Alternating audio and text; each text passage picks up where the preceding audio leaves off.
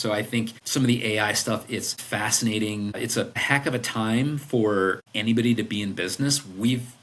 I've been in business between Media Tavern and Clatter for 23 years. But it's a fantastic and probably the best time ever for somebody to start a business. You could, in theory, purchase a domain name, have a website spun up, maybe even if it's a software platform, have the back end vibe coded if that's your thing. If it's an actual product, you could still come up with your distribution, your shipping in a day or two. It's amazing. I mean, when I started my companies, it took months to get a website launched and to get my name out there. And now, I mean, you can do it in 2 or 3 days. So the landscape is, for people who have ideas, I hope they go for it, because there's never been a time in history where it's been easier to get your idea off the ground and get some promotion around it. Welcome back to Founders in the Field, the show where we go behind the scenes with agency leaders, consultants, and creative founders to show you how they're building, scaling, and staying sane in the trenches. I'm your host, Stephen Bradley, and today's guest is Josh Newman, founder and managing partner of Clatter and Media Tavern. How are you doing, Josh? Well, thank you so much for having me. No, I appreciate you coming on. Let's dive straight into question one. For people who don't know your story, take us right back to the start of your journey. What made you start your own business? And give us an overview of what your role looks like today inside Clatter. So I'll even take a step further back than that. In 2002, I was victim of an internet bubble that burst, and I think at the time I was working at one of the largest interactive agencies in the world. And what happened was I was probably round 40 or 50 of layoffs. So we all sort of saw it coming. I was laid off, and it was an opportunity, and the internet was a thing back then, but people who just left to start their own company, that was not really a thing. And so I was sort of kicked out the door, and I'm like, I could just try to go get another job, or I can see if I can turn this into something. So started by doing little websites for local restaurants, and for most of these were the first time these restaurants, companies had ever had an internet presence. So that was super exciting. Quickly realized from there that when you do a smaller company site, you build their site, maybe you do a menu or you do business cards or a little bit of marketing collateral, that's about as large as the relationship's ever going to get. They may have changes here or there.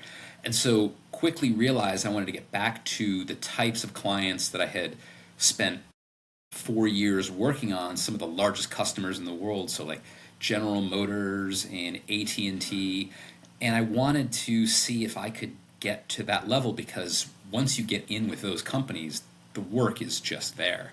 And so I was able to land a few large customers over time, and then built up Media Tavern to, at the largest we were about 25 people, built it up to, then we started doing everything from video work to web stuff, doing a lot of print types of documents, things like that. And then we realized that doing the in-person, having everybody in the office model was not really going to work to get us to the next level, because we're in suburban Connecticut in the United States, which is about an hour outside New York City, and all of the best talent didn't want to live in the burbs. They were in New York City, they were in Brooklyn, and so we realized that trying to do the virtual model, so this is like way before everyone was forced to do it with COVID, made a ton of sense for us. So we went down that route and ended up still having an in-person presence, but being able to supplement that with a lot of folks that are virtual, and from a talent level, we were able to get a lot more people. So that's the Media Tavern story. Do you want me to dive a little bit into where Clatter came from there? Yes, please. Yeah, sure. Around 2017 or 2018, one of our largest creative services clients came to me, and the story goes something like, the chief marketing officer of this company had reached out, and he and I had a great relationship, and he said, Josh, we've got something like 2,500 PowerPoint slides. I need to get these in the hands of sales, I don't know how to do this. Do I create a 2,500 slide deck and have them delete out what they don't want? I was like, well, I don't think you could do that. I've actually never tried to make a PowerPoint deck larger than like 100 slides, because why would you? And I'm like, give me a weekend. I'll think about how we can do this. I'll talk to a few people. Came back, and this was literally the extent. Remember, this is before Claude Code and ChatGPT, and where you're able to use AI to code things. I was still trying to piece things together, going back and forth to Stack Overflow, because I'm like, this is the extent of my knowledge. And then putting a very basic PHP prototype together where you click a few boxes, hit a button, and it would take individual slides and put them together in a deck. Show this to this guy like 4 days later, and he's like, oh my God, he goes, I want this. He goes, just make this thing for us. And so at the time, all the work that we were doing was professional services work. So we build a solution for somebody, they pay us for it, but they own the IP. So I had put a couple prices in front of this particular person and said, here's the professional services cost, where it's got our markup on it, and it's going to be hundreds and hundreds of thousands of dollars, US dollars. Or here's the way less expensive version that is just our cost to build this thing, but we own it all. And he's like, look, that's what we're not in the marketing collateral service automation business. You give us the cheap version and just promise us that you'll be able to give us a license in perpetuity and be able to just work with us as long as we want, and we can pay you for new features and things. I said, sure, that sounds great. So started a new company, got this new company into the system of this particular client. They're a Fortune 25 customer today. They're a behemoth of a company. Uh-huh. And so was able to get in the door with this new company, did a little bit of land and expand from there, added a lot of new features where now Clatter it's more of a revenue generating system where it can create any type of document that you need to put in the hands of sales and marketing to be able to get deals closed, to be able to keep existing relationships running super smooth, because we take data and we automate it and turn it into these beautiful looking documents. So that's the background.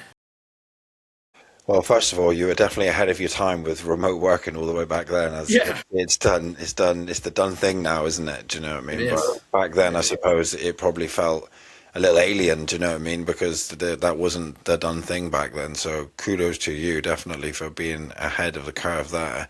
Thanks.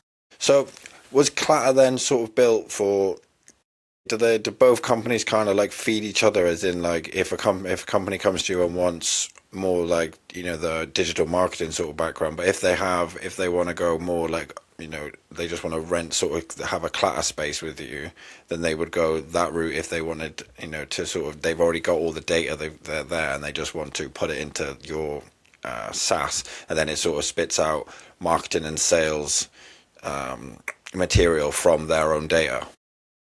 I love that question, because we built our model around that exact concept of having the cohesion between the two entities. And I'll use an example of where I think software and SaaS is most successful today, and I think it's the direction that it's going to be headed in, and a lot of times it's there already. So AI aside for a second, Clatter it's got the ability, it is this revenue generating SaaS platform, but at the same time, there is content that needs to be uploaded to it. So it may need PowerPoint slides. It's going to need fully designed templates.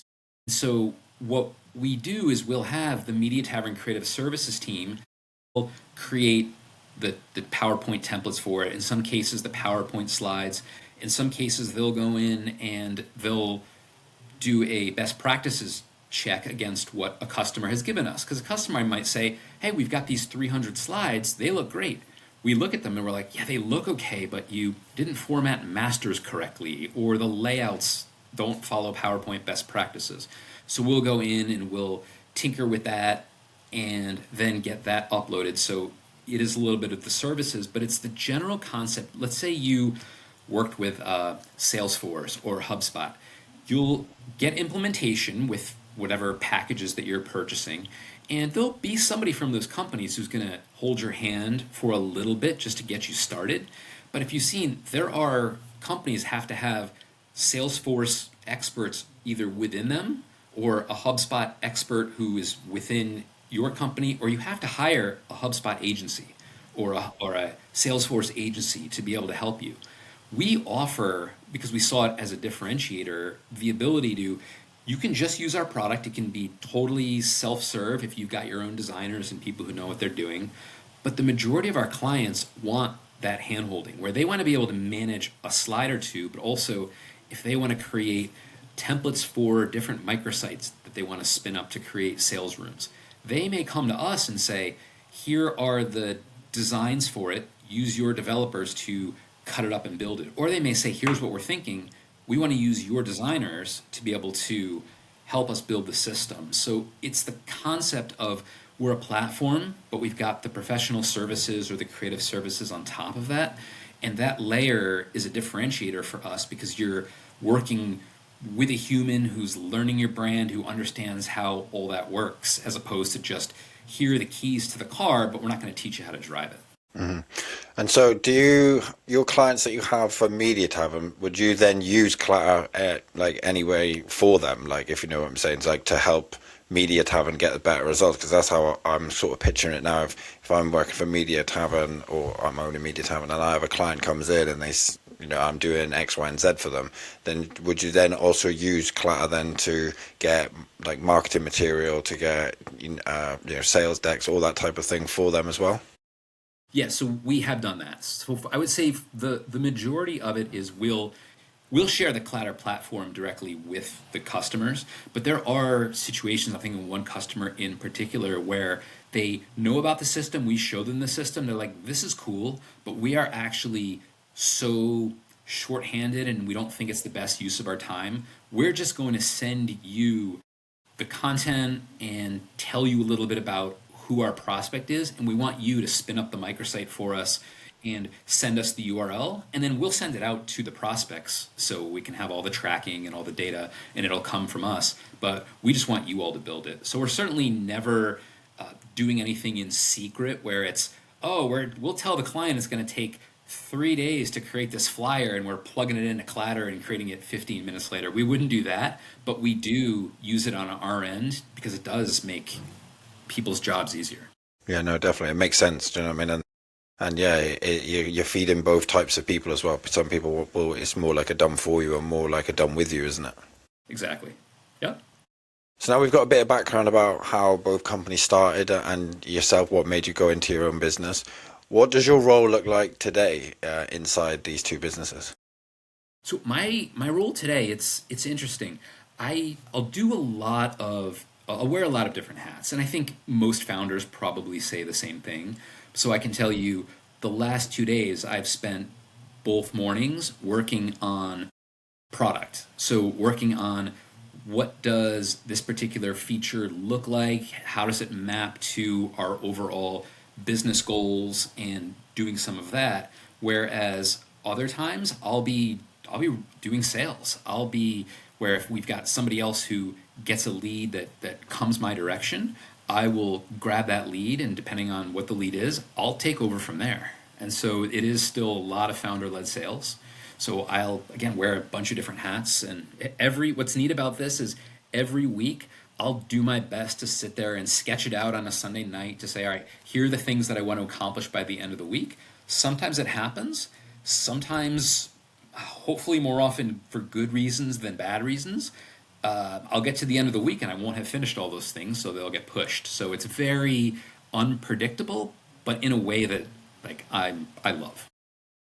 Okay, so let's switch gears a little bit now. What are the biggest trends that you're seeing inside the market? So the biggest trends I'm seeing, so one of them was the one I mentioned of having SaaS companies augmenting their business model with professional services more and more. Obviously, the big one that everybody talks about is, and it changes so frequently, is what is AI doing this week that is getting everybody super excited? And one of the things where early on, I was nervous about the concept of AI, saying, well, what happens? And this is years before Beautiful AI existed or Gamma existed. And I thought, oh, well, what happens when somebody can just speak into a platform and it makes slides for you, or somebody can just go into, like, similar to what Lovable does, where somebody can go and say, "Oh, I need a website that is lead capture and does these few things," and it just makes the website. I saw it coming, but the reason and what is a huge differentiator for Clatter is we typically work with larger companies, so it's going to be a company of 250 employees or more, where it's in the healthcare, finance, and insurance space, which are heavily regulated. And so you can't have things where certain words will be, or Beautiful AI or something will recommend these words, or you'll throw it in a Claude to get a script and you'll upload it to a different system. Because it's so heavily regulated, we've moved towards the direction of we want to focus on making sure that the brand stays intact, the messaging stays intact. So our system's going to lock down on some of those pieces. So I see a ton of AI being done in certain ways, but we've actually taken a slightly different route for how we're using AI, and we're going to be launching this in probably about 6 to 8 weeks, is the concept of, like I mentioned, you'll have your data, you'll have your content, it all gets uploaded into our system. We're going to create, and we are creating, this AI engine that's going to be able to take a look. So if you were to, I'll use something in the healthcare space, for example. If you were to type into the AI agent, show me slides about cancer, it's going to come back and it's going to be smart enough using semantic and lexical search to be able to go find slides that use the word oncology, slides that use radiation, themes that it's going to pick up on, and it's going to be able to make recommendations and say, oh, so you told us that you need to have a deck that is this many slides and it has to be, you have 15 minutes with this particular person. Well, here you go. Here's the bet from all the content that we've amassed from you. Here you go. Here's the perfect platform, the perfect deck, in our opinion. And of course, you can go in and add stuff, remove stuff.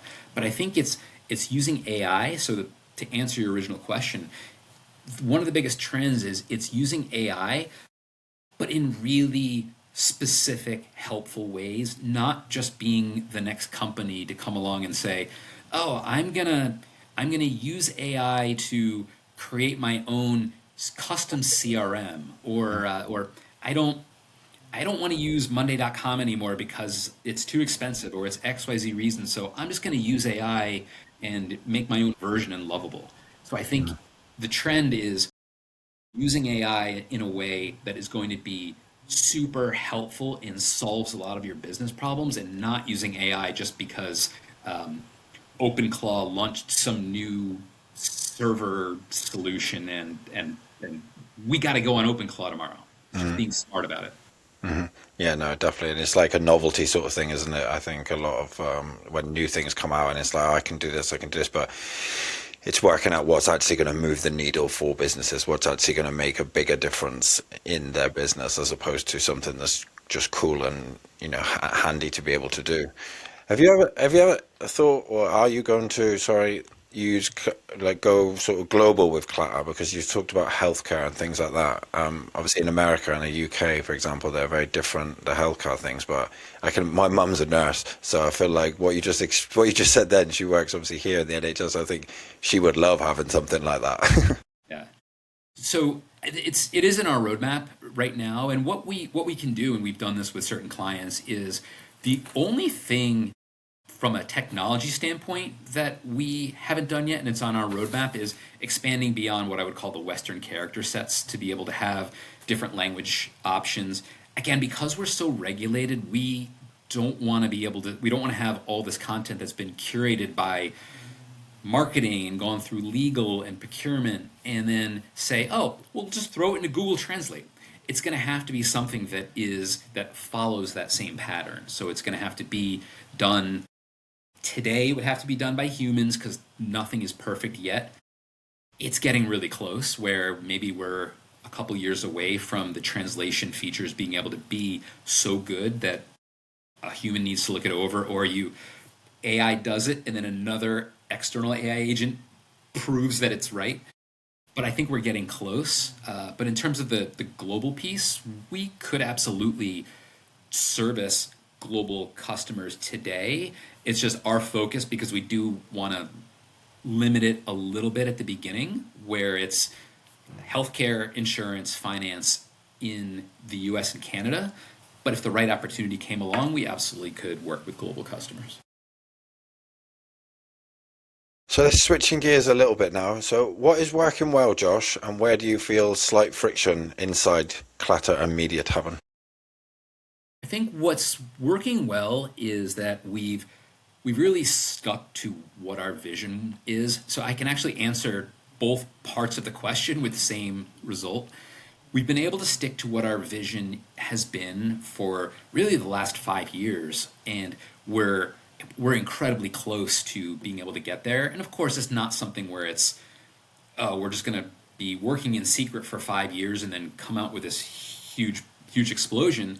It's more, we've been adding to the platform and testing new things with new customers and then expanding from there. So I think we're really close. So what's been working well is that we have come up with a plan and we are executing on that plan. I think where the friction lies, and it's just the other side of the same coin, is more so than ever today, it is so incredibly easy to get distracted. In the example I gave, where it's like OpenClaw has this new, you throw it on Mac Minis and now it'll spawn out 400 unique agents to go do 400 different tasks. And I'll sit back there for half a second and think, whoa, like this could make my cold outreach amazing. Think of the level of personalization, and I can do this and I can do that. And then it's, all right, stop. That would be such a distraction. And so maybe it would work, but it's all right, let's focus on what we've been doing. Just stay the course. So I think some of the AI stuff, it's fascinating. It's a heck of a time for anybody to be in business. I've been in business between Media Tavern and Clatter for 23 years, but it's a fantastic and probably the best time ever for somebody to start a business. You could, in theory, purchase a domain name, have a website spun up, maybe even if it's a software platform, have the back end vibe coded if that's your thing. If it's an actual product, you could still come up with your distribution, your shipping in a day or two. It's amazing. I mean, when I started my companies, it took months to get a website launched and to get my name out there. And now, I mean, you can do it in 2 or 3 days. So the landscape is, for people who have ideas, I mean, I hope they go for it, because there's never been a time in history where it's been easier to get your idea off the ground and get some promotion around it. Yeah, no, it's a force multiplier AI, isn't it? And it's just speed. Everything's now can be done blink of an eye compared to how it used to be done. And it's an amazing opportunity, sort of time to be in, because the opportunity is so big. But like you said, if you're already in business and something's already working, it's also the other side of that is being drawn into the new shiny thing and the new AI thing what it can do. 100%. Okay then, Josh. So walk me through your client acquisition process. How do you gain clients for either Media Tavern and OpenClaw? Sorry. Clatter. Sorry. Yes, I stuck that in your brain. So the process, there are a couple different things. So a lot of our business is with Media Tavern especially is we don't do any advertising, any promotion. It's always been, for the last 23 years, it's been word of mouth. And so with that, it's been customers who are happy, refer us to other customers. A lot of it is because we do work with larger customers for the most part, it's companies of 1, 2, 300,000 employees. It's this group has heard of us and they will refer us to another group. So that part works really, really well. With Clatter, and what I'm working on now is a lot of what we've done historically has been the product, because we had been in a point, if you had asked me 2 years ago, we've got a great product, but we could take on one or two customers every 3 months. And so at the time, it was dangerous for us to do any type of outreach. And now with the advent of back-end solutions like Terraform, what used to take us weeks to clone sites and everything was super bespoke, we could have a new Clatter instance spun up and ready to go in like 20 minutes. I mean, it's insane how that works. And so to get back to your original question is, we're just in the process, and 2026 is our big year for this, which is doing some real outbound modeling. So being able to do cold email that connects to targeted ads, retargeting lookalike audiences, doing some SEO work. So we're just dipping our toe into the pool of, all right, I would say we've exhausted all our word of mouth and all of the contacts that we have, but it's at a point where we can get the product spun up so quickly, so efficiently, that we're just looking for other channels. So we're finally going to dip our toe into that outreach. Mm-hmm. So how many people do you have like working on outreach, like sending emails or replying to emails and things like that? So we have right now, it's myself and I would call it two other humans, and that is one of the areas that we're exploring. How can AI either send out the messages for us that are tailored, that are customized, that really hit on somebody's pain points, or B, if it's not going to send out the messages, how can it arm our team with, here are the folks from like an account-based marketing standpoint. Here are the 5 people at this company that you want to go after, and here's the message that you would want to send them. And then it's doing all of the heavy lifting, and then our humans could be the ones who are doing the outreach, connecting on LinkedIn, following up with a cold call. So I think a lot of it's going to be a mix of the two, but that is one of the things that we're exploring right now. Yeah, no, I think, like you say, a mix of the two is probably the best part of it. Automating the sequences, the follow-ups, even having something like an AI SDR to be actually not just send the messages, but to reply. I'm guessing you book calls with them to like enterprise clients to get them onto the Clatter or to sell Clatter to them. Is that right? Yes. And so what I would say is it's tricky. And I think this is for anybody who's in SaaS, who has a wide range, who is working with customers of 250 employees or customers of 175,000. The larger the company, the longer the sales cycle and the more difficult it is to get in. Because I think the concept is, first, from a sales standpoint, you have to figure out who is the right person. Because the person who's going to be interested in this, somebody who would use it, may not be the person who holds the budget and makes that final decision. So it's getting that person to be a champion for you, where they're going to go to bat because they believe in this so much, to the person who does control the money. Once you've gotten past the person who controls the money, now you're going to be introduced to the IT team. And the IT team is going to come back and they're going to say, all right, so are you SOC 2 compliant, or are you in the process of becoming SOC 2 compliant? Here's our Excel risk assessment document that is 14 tabs in it that you've got to go fill out all these pieces of it. When you get through that part, now it's legal. Legal's going to say, well, that's a great SaaS agreement that you've got, but here's our standard one. And then you're going to have to go and pay, and we've done this, 10, 20 grand to, we don't have legal in-house. We have a law firm that does all of our work for us. So we'll go to the law firm, they'll be like, yeah, we can help you. And by the time it's red line, back and forth, you're $20,000 later, and you're like, oh, okay. And then there's still that last step after that, which is procurement, who's going to come and say, well, this is great, but we want it for 60% of the price that you're offering, and we don't sign 2-year deals, so we'll do this for 1 year. And getting through all those pieces, it is so incredibly rewarding at the end. Yeah. But it's so hard to get there. And I will say, once you're in, the land and expand, I mean, it's real. But getting to that point is such a headache where a lot of times, I mean, we've had customers that are on the smaller end where we've done a discovery and a demo on the same call.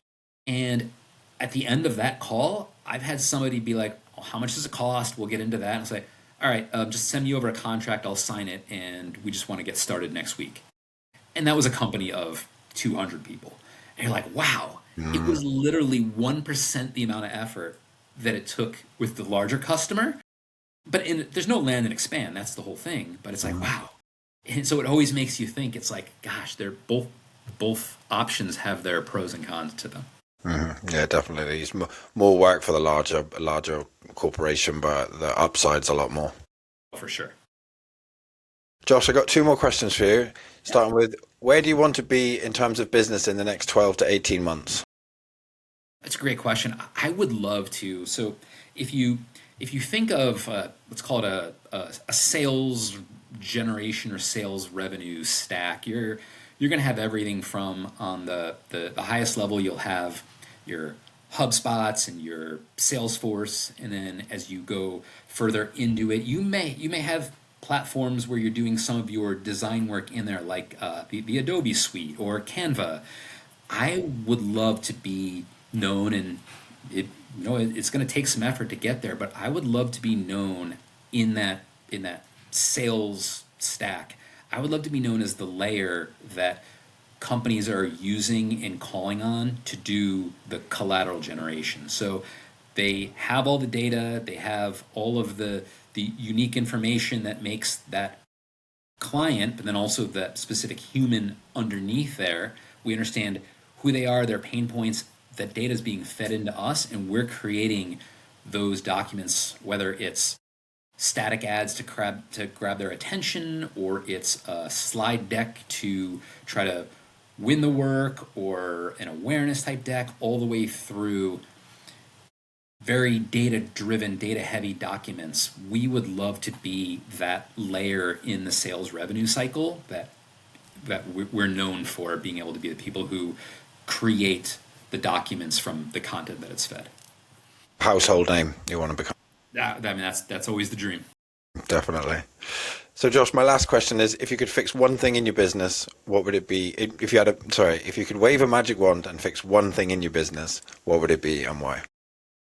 It's a good question. I think the first thing that comes to mind, and it's challenging to fix this for anybody, but our process internally of bringing on the right resources. So we have the good fortune of being in an expansion position, but I think it's harder than ever, and I'm having a harder time than ever of bringing on the right people to do the right job. And I think so much of it is that you've got with job hiring, there's just a real dark cloud over the industry today, where people are applying to hundreds of jobs. They're getting interviewed by AI. They're running their resumes through AI. So it's almost just AIs talking to each other. And there's such a dark cloud where I don't know how to do this other than just doing what we're doing, but just crossing our fingers and hoping that the next developer we bring on, or a product manager we bring on, or an SDR or an AE, or whatever those roles that we're trying to fill, I think the biggest struggle is, how can I do that efficiently where it's not becoming a full-time job for me to find people, or for someone else on our team to be interviewing folks. So I think the biggest thing is, how the heck do we solve that to be able to get the best people to come work for us? So that's the piece that I would say is the biggest struggle now, and what I envision for the next, I'm not sure how long, 6 to 12 months. So do you have any type of, I know you said it's kind of like AI speaking to AI, but do you have any kind of system that kind of like, filters and marks them down into certain criterias and things like that? No, not yet. That certainly would be something that's helpful, but I haven't gotten as far as to say we need some sort of AI engine to funnel, whether it's fractional folks or freelance folks or full-time folks to know who's the best person to do that. We have not gone down the AI route for that at all yet.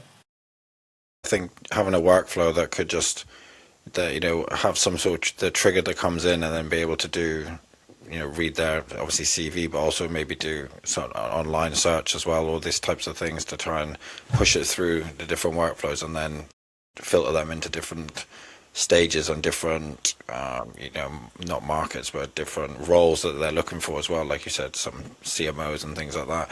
It could at least bring some clarity to what you've just described. You just gave me a business idea that I have no interest in actually doing, but maybe you do or somebody else does. But in the U.S., there's an app, and we use it all the time. It's we used to use it when my kids were younger. It's called Bambino, and the premise of it is it's for. Are you familiar with it? Have you ever heard of it? I've heard of it, but I'm not 100% what it is.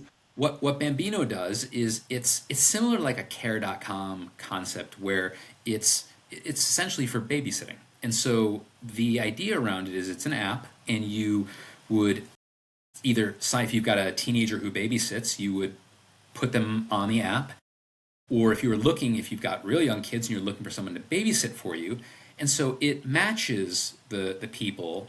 And I think that concept is nothing particularly special. What the difference maker is, what Bambino does, is it will go in and it will show who that teenager, their parents, who they are connected with on social media, and it'll also show who the child who's going to be the one babysat for, who they're connected with, and you can see the folks in common where you're able to say, oh, like, would I want Stefan to babysit my kids? I don't know him. He lives in my town. He looks nice enough. But then when I see that we've got 2 or 3 connections through Instagram or Facebook or LinkedIn or whatever that it is, I know that 1, I've got that comfort level, and 2, I've got the ability to be able to reach out to those folks and say, hey, so when Stefan babysat for your kids we love Stefan. He's awesome. He played with them for hours. It's that level. So I think that concept is really smart, and it brings that level of trust. If this doesn't exist already, man, I would love the job hiring version of that, where if I had, and I think this goes for almost anybody, let's say I have 3 candidates in front of me, all of them seem pretty good, pros and cons, but I just can't make a decision between them.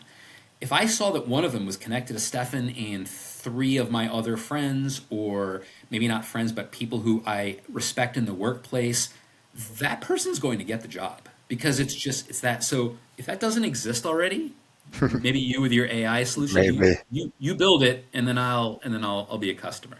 No, definitely. It's definitely something to think about. So Josh, thank you so much for coming on. I've loved the conversation.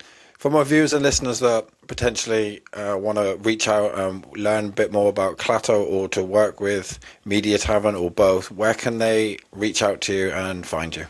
Yeah, so I think the easiest way would probably be they could email me. It's just jnewman, JNEWMAN, at clatter.io, or you could go to getclatter.com and you could reach out and the email will get to me.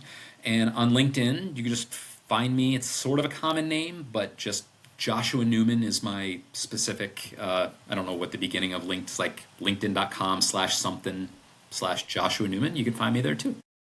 Perfect. Well, again, thank you so much, Josh, for your time today. Well, thank you so much for having me. No, and everybody that's watching, please, and listening, please like, comment, subscribe, send to a friend, and we'll see you next time. Awesome. Thank you.